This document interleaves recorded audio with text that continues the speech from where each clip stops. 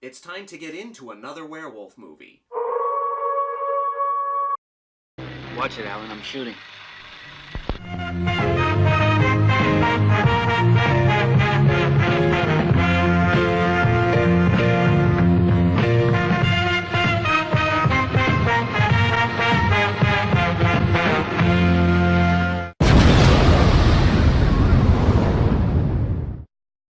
Dog soldiers.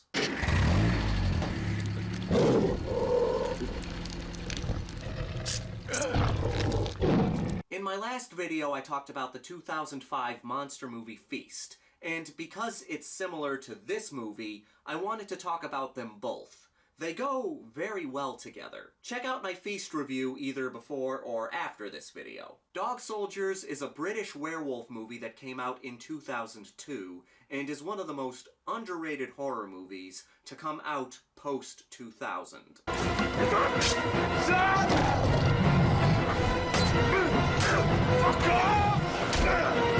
We follow a squad of soldiers doing a military exercise in Scotland. During their war games, they come across the camp of this special forces unit that has been completely slaughtered. The group doesn't want to become a pile of blood and guts like the others, so they grab the weapons from that camp, and soon they're under attack by a group of werewolves. We are now up against live hostile targets. So, if Little Red Riding Hood should show up with a bazooka and a bad attitude, I expect you to chin the bitch. The soldiers barricade themselves in a house and try to fend off the attacking monsters until morning. You can see the similarities to Feast. Both movies involve a group of people held up in a building being attacked by monsters.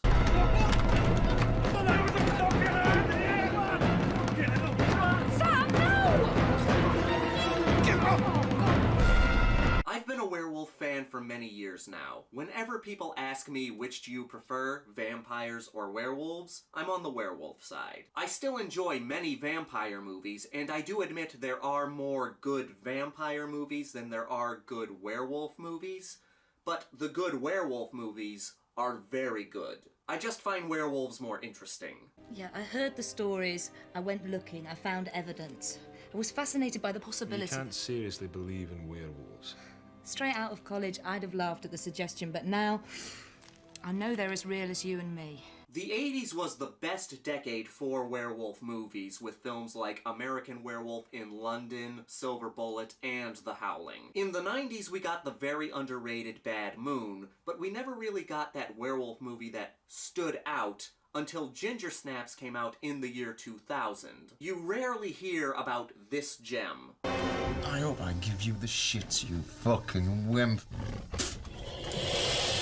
This is a good blend of horror and action. The werewolves make for a fantastic threat. These aren't the begging for sympathy werewolves. These are the guys that are here to rip you limb from limb and then eat the bloody remains. And these are your traditional werewolves. You can only kill them with fire and silver. So even though these soldiers have machine guns, they're used more to keep the wolves at bay than actually kill them. We get some good fang and claw versus bullet shootouts.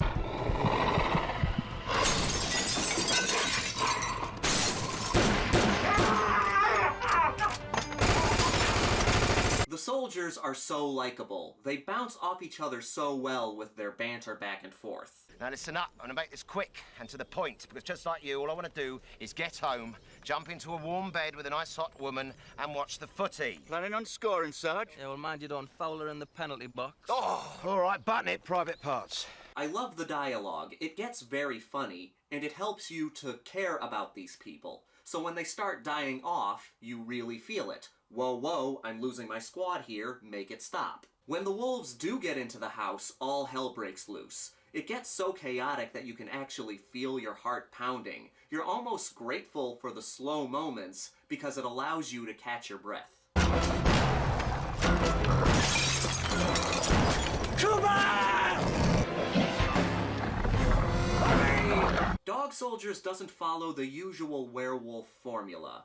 And that's one reason why I like it so much. It's the same reason why The Howling is my favorite werewolf movie. The wolves are not victims like in most movies in the genre. They're here to get food, and the food just so happens to be these soldiers. Plus, they work together to get them. There's no proper transformation scene, which is a bit of a letdown, but that's a nitpick.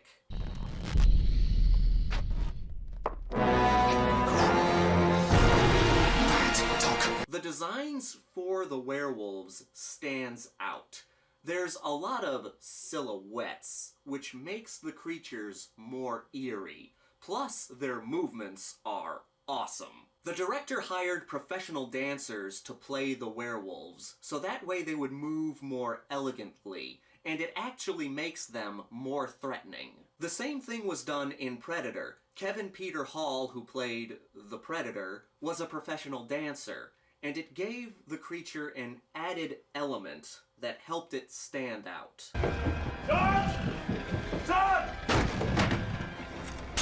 How many of you are fans of The Descent? Oh, well, that's not surprising, because The Descent is considered one of the best horror movies post-2000.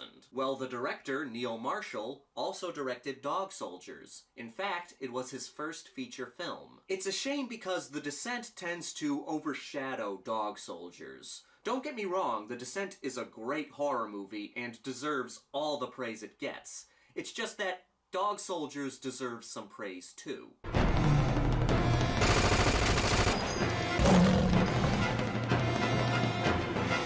It happens a lot with directors. Once one or two of their movies get a lot of praise from the masses, their lesser-known films tend to get buried, even though those lesser-known films are still good films. John Carpenter gave us Halloween and The Thing, but people overlook Christine and In the Mouth of Madness. Wes Craven gave us Nightmare on Elm Street and Scream, but people overlook People Under the Stairs and Serpent and the Rainbow. It's really a shame. If you're a fan of The Descent, give Dog Soldiers a watch. Heads up! For crying out loud, man! Clear! Short, controlled bursts. Dog Soldiers makes for a good double feature with Feast. If you were to ask me which one I like more, I'd go with Dog Soldiers, but they're both great movies, and they go well together. I'd recommend watching them together, but start with Feast, then watch Dog Soldiers. That's just how I do it. Now let me ask you, what horror movies do you think make for a good double feature? I'm not talking about two movies from the same franchise. I'm talking about two separate horror movies that go well together in a double feature. Double features are fun. This is your buddy Justin, here to remind you that the Grindhouse will never die. Uh-oh. Oh no. I can feel the change. Actually, I'm fine.